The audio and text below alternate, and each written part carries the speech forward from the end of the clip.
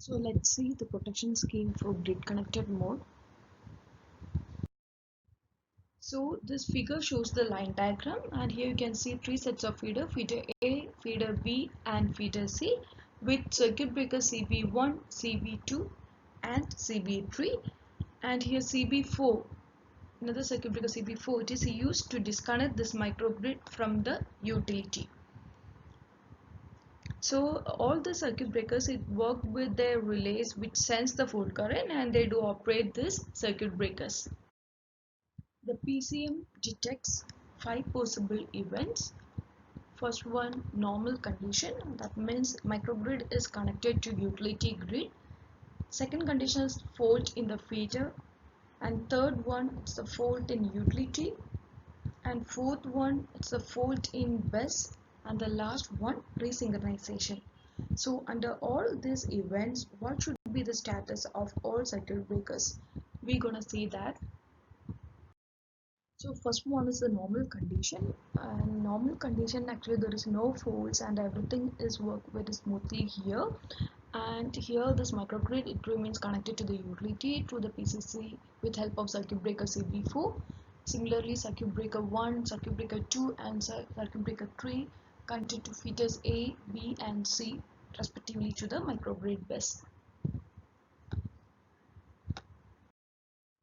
So the second one is microgrid feeder 4. If fault occur in one of the feeder, what we can do? Just remove it simply by operating the circuit breaker at the feeder. And in passive distribution network, you know the direction of current is from source to fault point. So we can clear it by just opening the feeder breaker.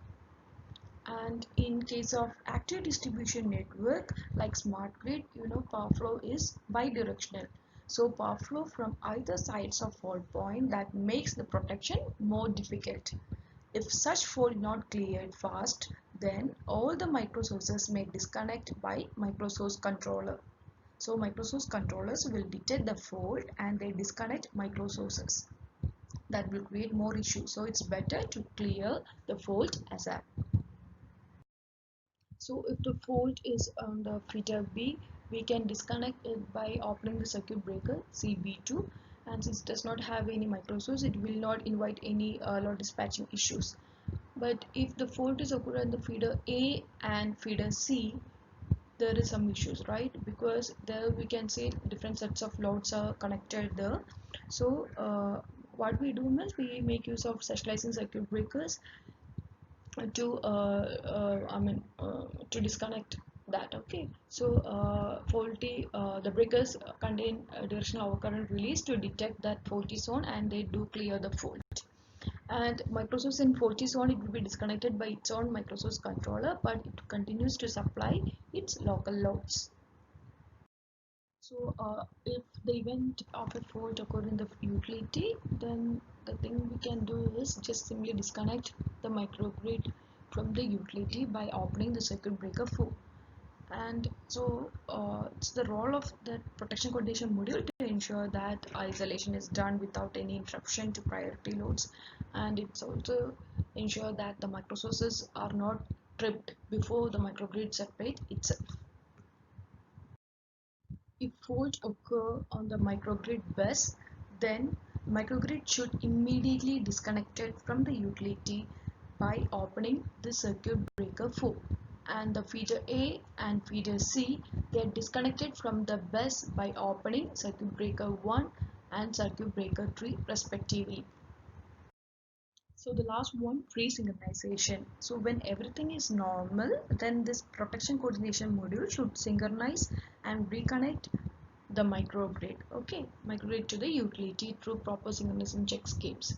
And this protection coordination module, it includes a control scheme to bring all the microsources into synchronization with the utility by measuring the phase voltage magnitudes and phase angles, frequency and phase sequence on both sides of the breaker CB4.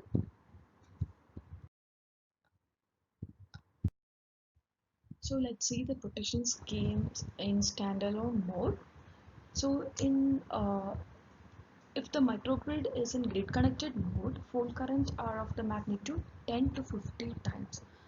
But when microgrid goes to standalone mode, the fault current decreases tremendously. So now the problem is that the relays and the circuit breakers are normally set to sense the load current in a magnitude of 10 to 50 times as in grid connected mode. But during standalone mode, it's if the that current is less, right? So these protection devices will fail to detect this fault currents.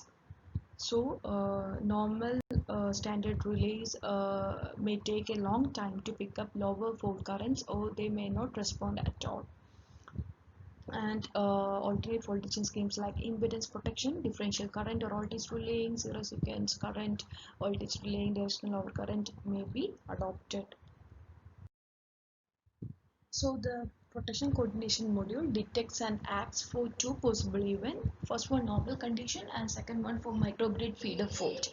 So in the first case, that PC circuit breaker CB4 it's open and the feeders A, B and C remain connected to the microgrid bus and their loads are fed from the micro sources and storage devices. In the case of feeder fault, it's somewhat similar to the protection of grid connected mode. The only difference is that here the relay should be more sensitive to detect lower fault currents. So let's see some major causes of power system failures, and uh, there are many like underground cable, transformer failures, lightning, tree contact, birds, squirrels, snakes, insects, bears, bison, mice, rats, and vandalism, etc. So you can see this transformer, the transformer windings are worn out due to short circuit of fire, and this is supposed to failure due to lightning. And here you can see some ant colony, they create short circuit in cables. And here you can see snakes, they do also create short circuit. And here this fault created due to the short circuit by the squirrels. So these are some examples for power system failures. So the four major protection issues of standalone microgrid are distribution system fault protection, protection of micro sources, national electric code requirements for distribution transformer protection, and last, neutral grounding requirements. So let's see one by one. The first one is distribution system fault protection. So here we can see a distribution system, and as you can see the fault can be occur anywhere in this sets of feeders, or it can be occur on the MV side of the incoming feeder from utility, or it can even happen in the customer loads, or it can be happen in this DC bus or DC lines, etc. Okay, and we can also see some sets of protection devices like PD2, PD4, PD3. These are the protection devices which use circuit breakers, and it can open when fault occurs. And here you can see red dotted lines. This red dotted lines shows the protection zone, and here you can see gray lines, it shows the low voltage microgrid. So in distribution system fault protection, three issues are considered. The first one, microgrid MV system protection. Second one, low voltage fault clearing requirements, and the last one, the presence of dispersed distributed energy resources in a microgrid. So medium voltage or MV means any voltage between 2.4 kilovolt and 34.5 kilovolt. So in case of grid connected mode, if that MV fault occur on utility side, it may lead to fault currents from the utility grid of magnitude 20 to 50 times maximum load current, and so that the fuses has to be operated within zero point 0.1 to zero point 0.2 seconds. But if the fault is on low voltage side, it will result in fault current of magnitude 10 to 20 times the maximum load current, and the fuses are set to be operated within zero point 0.5 to 1.5 seconds.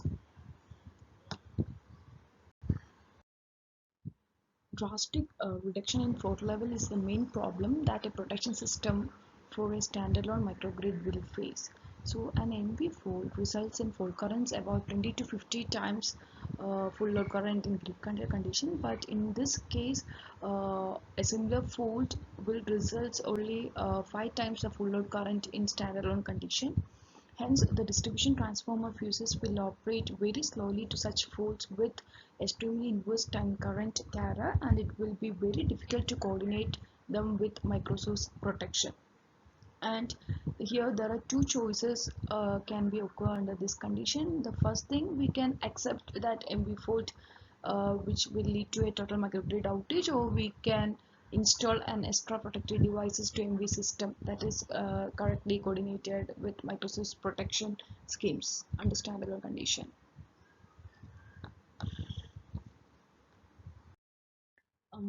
Due to utility side faults, a microgrid may face various complexities. The fuse will be blown rapidly, fault occurs on transformer side. So the faulty transformer, it will be disconnected from the utility, but it will be still connected to the microgrid. So consequently, the microgrid will be left with an open phase condition or an uncleared fault. And if the microgrid is already in islanded, there will not be sufficient fault current to blow the fuse, leaving the fault uncleared. And if a fault occur on the main feeder, it must be separate to clear the fault. So immediately when you disconnect that, then if micro centralized generation, then two choices are there: either to accept this outage or to add the additional protective devices. And if there is another generation distributed around the microgrid, then the other choice is to install relays at suitable points in the low voltage network. Install relays means make use of these suctionizing circuit breakers. Okay, to install suctionizing circuit breakers and continue to supply their local load. So let's see the protection challenges. In a standalone microgrid, it is difficult to have location sensitive fault current of high magnitude, and it is also difficult to make the conventional directional devices to automatically adapt from higher fault current levels to a lower fault current after separation. That is, this is a problem when microgrid goes from the grid connected to islanded mode. As we know, the fault current magnitude changes, so the protected devices should operate with new fault current, and this adaptive type of fault current setting is difficult in conventional type of devices. And now relative high symmetry source may be cause operating times of relay should be matched to leading to the reduced selectivity. As we know, the which one is to operate first, that we may be led to some reduced selectivity, and proper selectivity has to be achieved by employing differential protection schemes like around each circuit, and high speed communication is also required.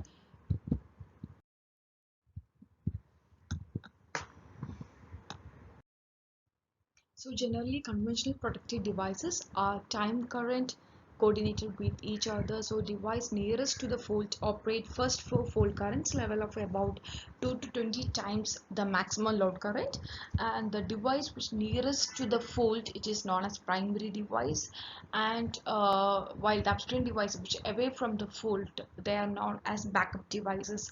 So even though both devices detect the fault and maximum fault current flows through both of them, the primary one is adjusted to operate quicker than the secondary one.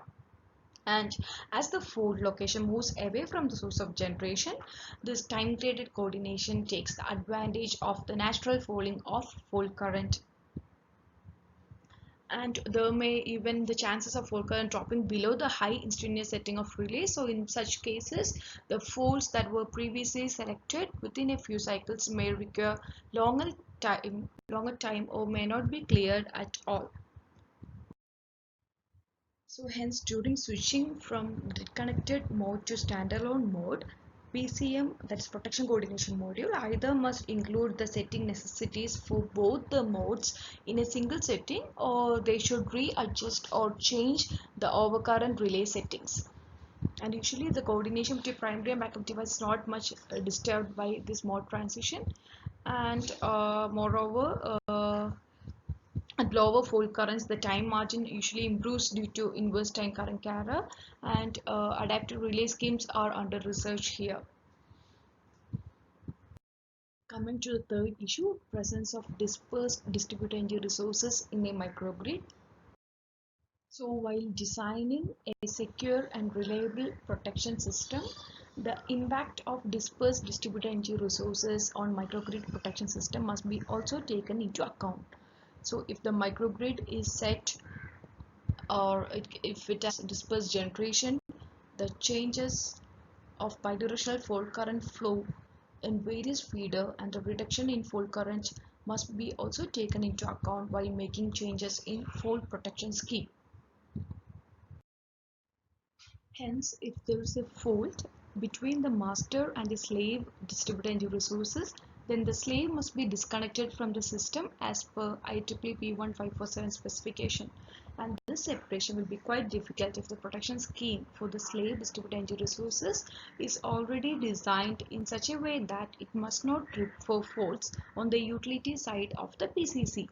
Hence, it will not detect whether the fault is on the master distributed energy resources side, in the microgrid, or in the utility side. Therefore, high-speed communication between all microgrid circuit breakers and the PCM is the only reliable way to realize selective tripping.